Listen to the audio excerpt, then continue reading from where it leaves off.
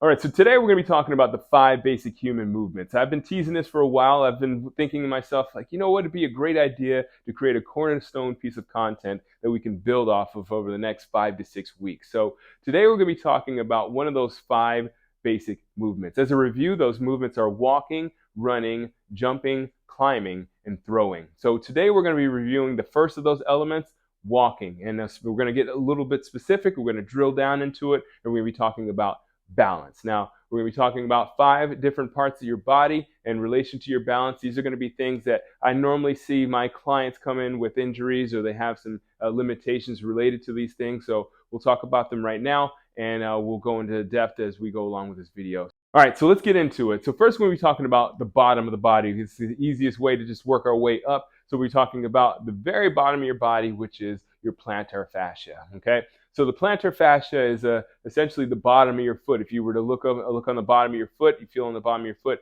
there's a tense band that connects your heel to your forefoot, or to the ball of your foot. That is called your plantar fascia. Now, when you have pain in the bottom of your foot, that is what's called plantar fasciitis. All right, so essentially what that is that's inflammation of that fascia that connects that heel of your foot to the ball of your foot. Now, what happens, and I have a quick story for you. About 13 years ago, when I had a broken foot, walking around in a boot for about 6 weeks, after I took my boot off, I had serious pain after about 10 minutes of walking on my foot.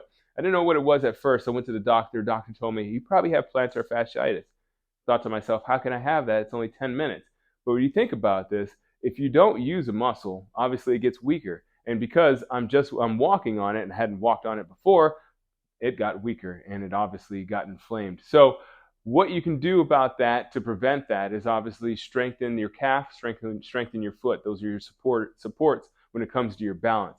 Now, one thing you can do, I'll show you here, as you can see, you can do what's called a wall stretch. All right, you just lean into the wall, you push your heel down and bend that knee. That'll help you stretch out your calf muscle. And the reason why you want to stretch out your calf muscle is because the calf actually connects in the heel, right almost in the same spot where the plantar fascia connects. So what you're doing by stretching out that calf is you're actually taking that stress off that point that connects your heel to your foot.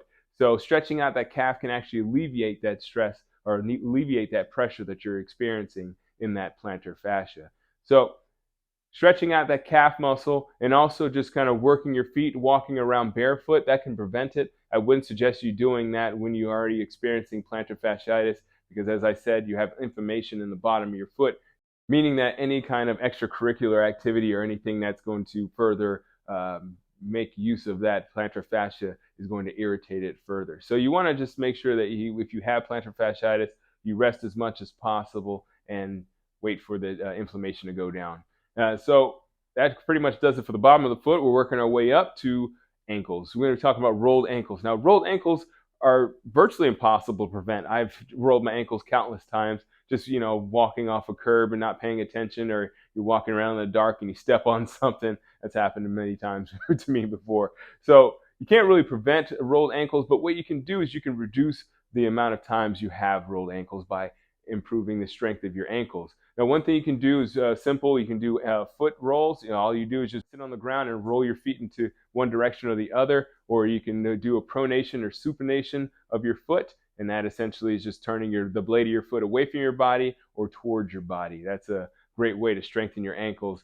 Also, what you can do is a calf raise. That also will strengthen up your calf muscles, and that'll help strengthen up your actual Achilles. That'll help stabilize your foot even further. We're still rolling our way up here. We're making good time, I think. We're making our way up to your knees now. So knees, what a lot of people experience is what's called a jumper's knee, also known as patellar tendonitis. Now, misnomer, misnomer alert. Patellar tendonitis is actually the inflammation of what's called the patellar tendon. But the patellar tendon is actually not a tendon. It's a ligament. Ligaments connect bone to bone. So what the patellar tendon connects is the patella, which is your kneecap, to your tibia, which is your shin bone. So bone to bone, that's actually a ligament. What that means is that you can't really do a lot to strengthen that. You can strengthen your muscles, you can strengthen your tendons, it's a little tougher to strengthen your ligaments. So what you want to do is you want to strengthen the muscles around the ligaments. You want to strengthen your quads, that's the front of your thighs. You want to strengthen your hamstrings, that'll help stabilize the knee. And you also want to actually, believe it or not, strengthen your hips.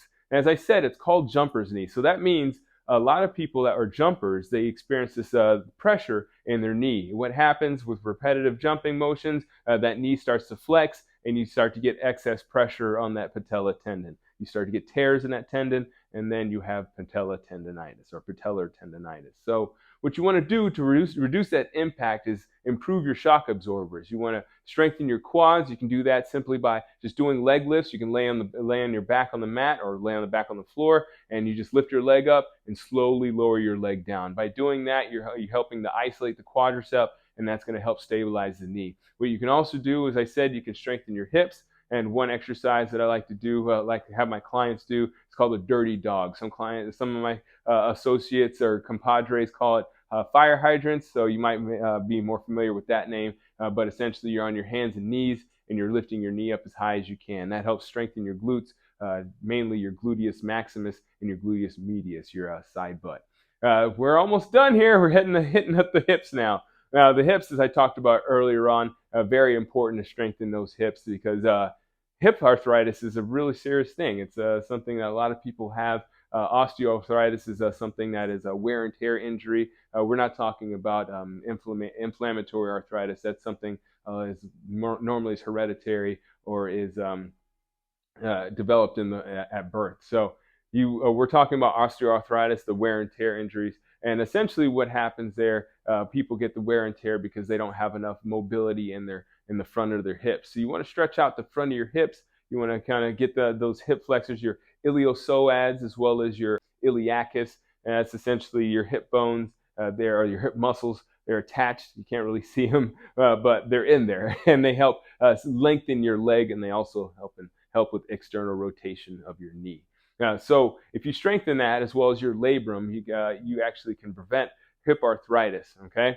Now, one thing I would like you to know before we move on is that arthritis is it's irreversible. Essentially, what it is it is the transformation of your cartilage in your body to bone. So when people say bone on bone, when your knee is bone on bone or your hip is bone on bone, what they're saying is that the cartilage that is normally surrounding that capsule, that's soft and it's soft, so you can move around. It gets replaced by bone as it gets broken down through either overusage or trauma. So yeah, it turns into bone, and essentially it gets harder. It's obviously harder to move bone against bone than it is cartilage on bone. All right, so finally we're going to move on to your spine. This is our last one here. We're talking about spinal stenosis, herniations, and arthritis. Now, arthritis and spinal stenosis are kind of synonymous here. Stenosis, as a vocabulary term here, is essentially the narrowing of the tubules in your vertebrae. So in your vertebrae, we should have Larry the Legend here today, but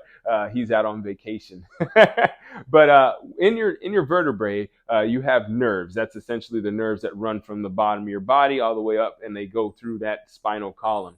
Now, what happens with stenosis as you get trauma, or you start to get overusage, or you don't have essentially if you don't have the strength to help stabilize your spine, it starts to break down. And when it breaks down, again, like I was talking about before with the arthritis, the cartilage gets replaced by bone. So it starts to thicken it starts to thicken the vertebrae, and that tube that your vessels and your nerves sit in gets smaller and smaller and smaller. And because it gets smaller, it actually pinches on your nerves, and that's why you get that tingling sensation, sometimes a numbness, and that's essentially what's associated with sciatica. All right, and that's also a herniation. Okay, so what you want to do here, again, you want to stretch, you want to kind of strengthen the hip flexors, you want to stretch out your hip flexors. That's going to prevent that iliacus, that's going to prevent that psoas from pulling on your lumbar spine and giving you that anterior pelvic tilt. All right, so one great exercise you can do is what's called a cat-cow. All right, you go to your hands and knees,